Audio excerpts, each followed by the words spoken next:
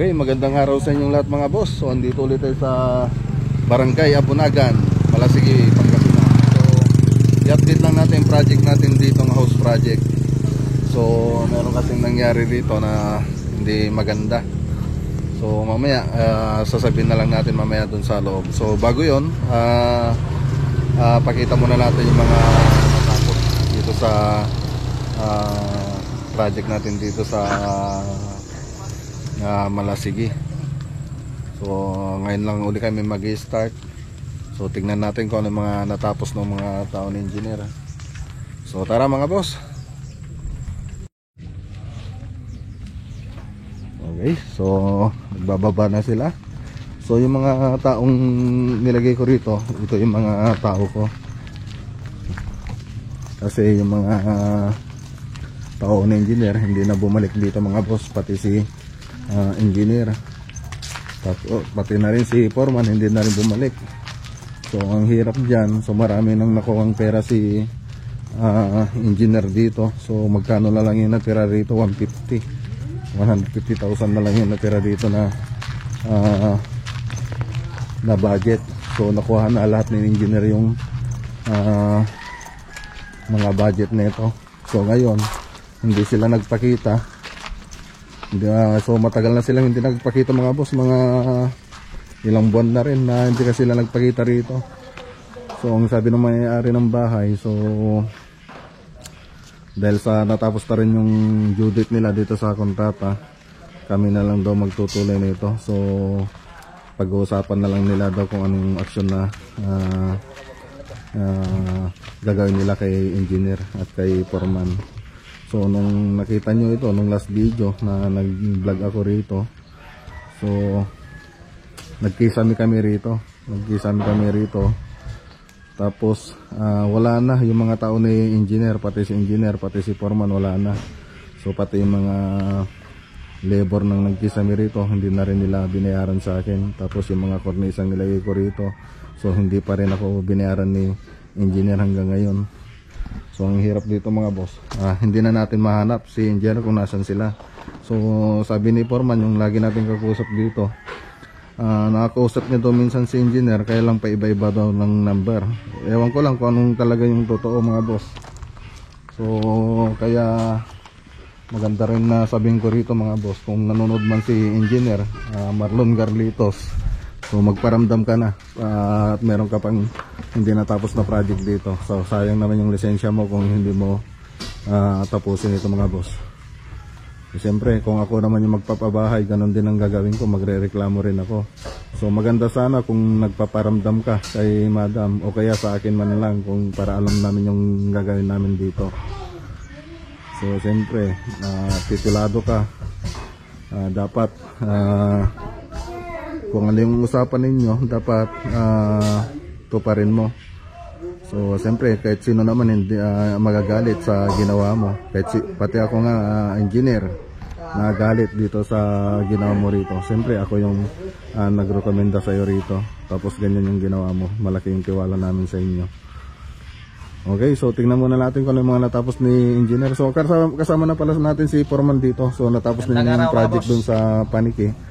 So siya na yung kasama natin dito. So hindi na yung tao nila engineer, yung foreman ni engineer yung gagawa nito. So siya nang gagawa rito mga boss, si foreman Rodel. So tingnan natin po pare Rodel. So dito mga boss, marami pa hindi natapos dito, pati yung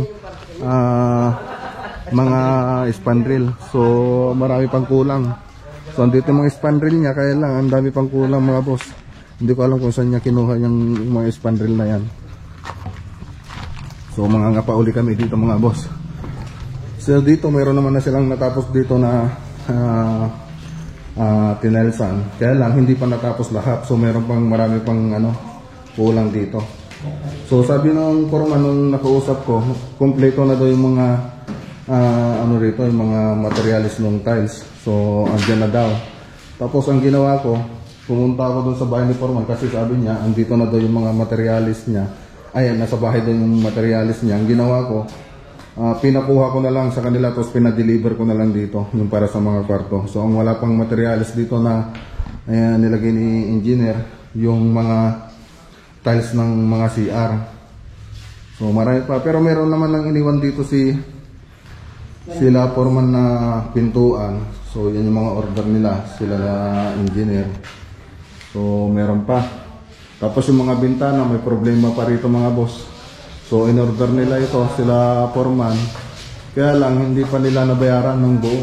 So kaya yung ibang bintana rito hindi pa nabayaran.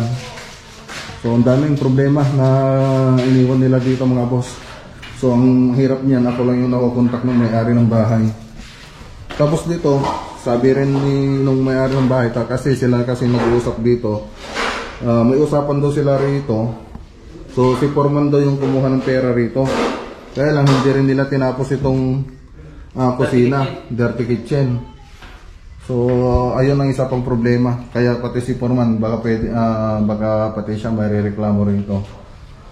So hindi ko naman alam kung anong usapan nila rito, kung anong usapan nila dito sa dirty kitchen. So sabi nila dapat natapos na daw ito, sabi ng may-ari ng bahay.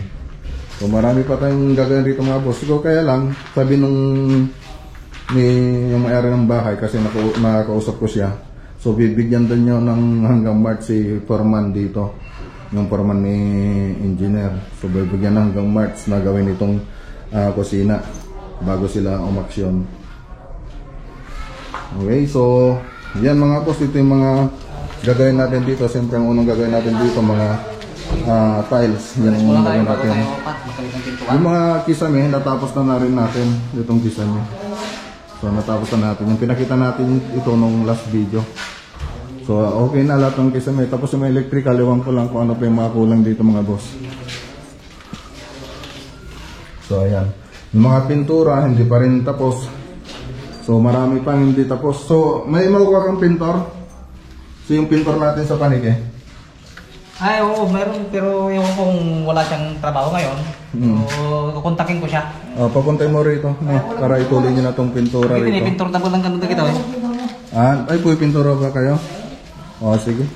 So, yun ang susunod na gagawin nila rito mga boss. Siyempre, marami pa tayong gagawin rito mga boss. Hindi lang yun. So, libutin na lang natin para makita natin kung ano may mga kulang. Tapos yung may-ari ng bahay na ito, so nagpapasama sila sa akin na magreklamo doon sa bayan namin kasi taga ron si engineer. So mas maganda engineer kung napapanood mo to, magpakita ka na. Magpakita ka na rito at tapusin mo na yung mga hindi mo pa natapos dito.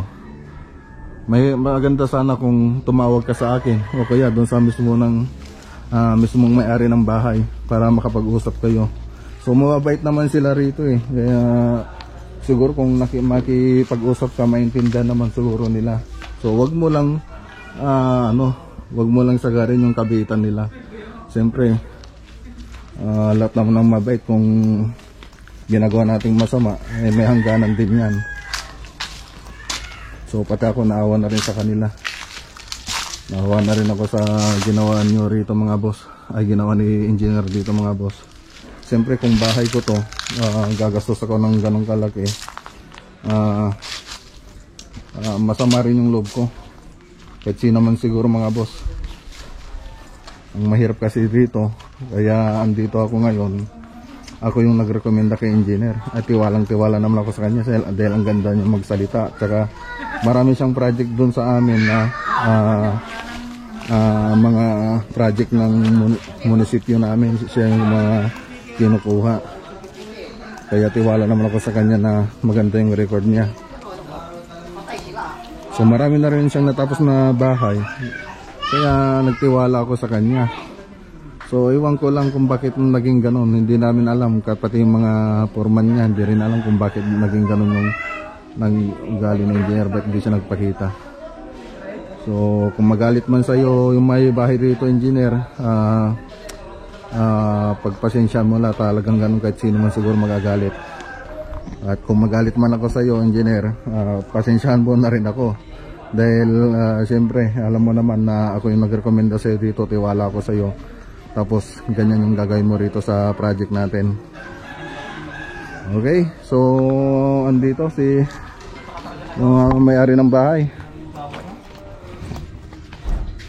Okay. Sir, kamusta? Ano sabi ni Madam?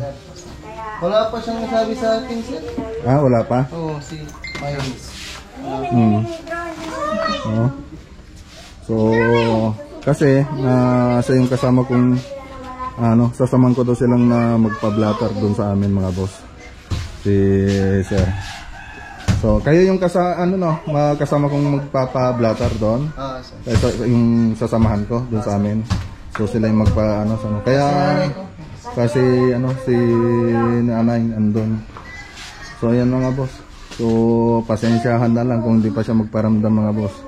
Ngayon, hindi ko pa muna ipapakita yung mukha niya rito. So, bibigyan ko siya ng pagkakataon para mag-ayusin niya yung gawa niya rito. So, siyempre, sagad na rin kami. Galit na galit. Kahit sino naman siguro magagalit sa mga ginawa niya. So, ayan mga boss. So, susunod na, na vlog natin dito siguro. May matatapos na sila foreman dito. So, iayos ko lang yung gagawin nila rito mga boss. So, bali ngayon, ang naka-in-charge lang ngayon rito si foreman. So, hindi na kontrata yung gawa rito, kundi arawan na lang sila mga boss. Para hindi na gumastos ng malaki sila madam. Okay, so hanggang dito muna yung video natin mga boss. So, i-update natin kayo sa susunod na araw para makita natin kung ano mga balita rito sa bahay na to, tsaka yung matatapos nila rito mga boss. Siyempre, mag-uusap pa kami kung anong pa yung mga kulang dyan para mabili na namin. Okay, so ganito muna mga Diyos, mga video natin mga boss. So idudugtong ko na lang dito yung yung susunod na video. Okay. Okay, magandang araw sa inyong lahat mga boss. So ngayon pupunta tayo sa Malasigi, Pangasinan. So tingnan natin yung project natin to na house project. So i-update lang po natin kung ano yung mga natapos nila nung last week. So yung humahawak ng project na ngayon doon si Foreman Rodel na. So yung dating foreman nila doon, engineer. So nawala na. Pati si engineer nawala. So hindi na sila bumalik. So inabandona na nila itong project na to. So sinabi ko na rin yan nung nakarang video. So pinasinabi ko na lang yan. So ngayon tinuloy ko lang kung ano yung mga pwede nating makita ngayon sa araw na ito mga boss. So yun nga, ang ginawa ko dito, nakapag-usap na kami ng may-ari ng bahay. So kami na lang doon yung magtutuloy ng bahay nila kasi lumampas naman na doon sa usapan nila ni engineer yung due date ng bahay nila. So pwede na nating ituloy. Siyempre i-update natin ngayon kung ano yung mga natapos nila. So malapit na rin tayo mga boss. So andito na rin tayo sa Malasigi. So doon sa kabilang kanto, malapit na tayo. Sa kabilang kanto na lang siya mga boss. So kasama rin natin si Master Chinito. So ayun mga boss. Morning. So lagi siyang present. Hindi ma-absent. So kalma lang. Ayan, muntikan na. So kalma lang tayo mga boss. Muntikan na kami ng bata, bangga. Kaya kalma lang tayo. Saka na lang tayo magpanik pag nabangga natin.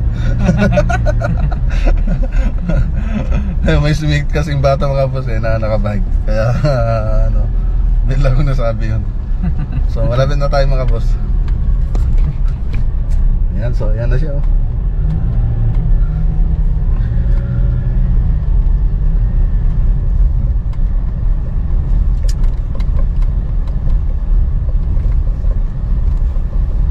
Okay, dito na tayo. So tingnan natin kung ano mga natapos nila, kung okay ba yung mga trabaho nila foreman. Tingnan natin. So tara mga boss. Okay na yung space natin dyan pare? Konti mo pa rin. Konti. Ha? Konti mo pa. Banti pa? Okay na? Ha? Sige. Let's go. Oh, may tricycle. May tricycle. Ayan oh. Kunin nyo na. Kalma ka lang. Okay, let's go. Oh. Sara. Buksan natin magtao. Nih. Tao po. Hello.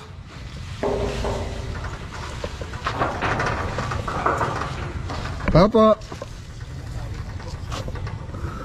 Tao po.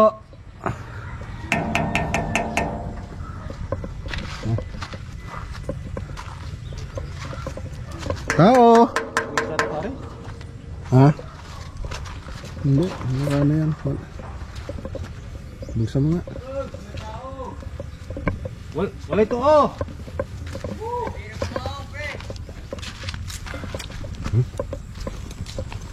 Init.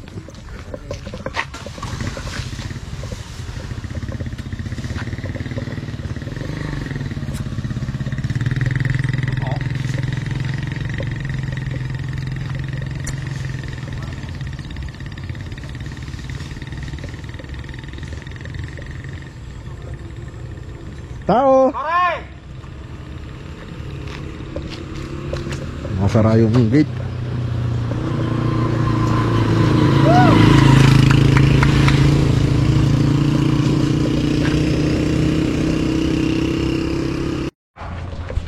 Ano di bangir ka?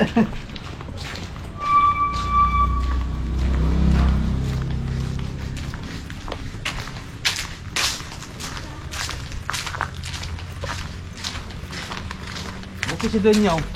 Sinigang.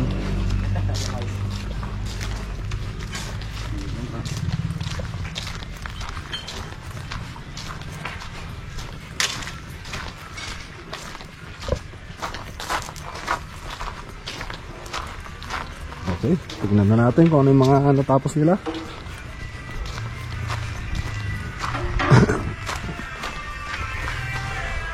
O, ano nangyari? Ano nangyari? Mas kami na mas malaking pagkat na malawak. Inulit ninyo?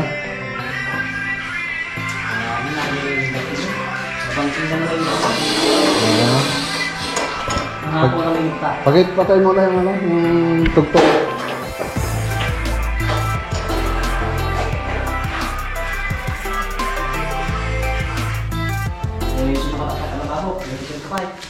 Ajay. So, hindi na modular. Mati na bang region lang yan kung ano ta sayang mata sa dito kung ano. Sige. So, yan mga boss. So, itong tiles kasi mga boss, nung last na pumunta tayo, medyo ano, hindi nakalibel yung mga ginawa ni Foreman dati. Kapirol. So ngayon, ang ginawa ni Foreman, inaba niya yung ano, binaklas niya lahat ng tiles. So iba niya ngayon. So ililibel niya ngayon yung gawa. So hindi ba nakalibel dati, di ba? Malaki, mga 1 inch ang taas dito. So ngayon, siyempre, nandito na rin tayo. So re-repair na rin natin. I-repair na rin natin. Hindi tayo papalo sa division. So ang ano ko sana nun, kahit habulin lang sana namin doon. Kaya lang nung inaktol ni Foreman, malayo na. So kailangan talagang baklasin. So binaklas nila Foreman. So palpak yung unang gumawa rito. So sa alak lang sila magaling. So dito. Ika ba mo may binigay dito na okay na? Yung malinis ka. Wala tayo kung pagkasi. Okay. So dito nagtatiles na rin sila.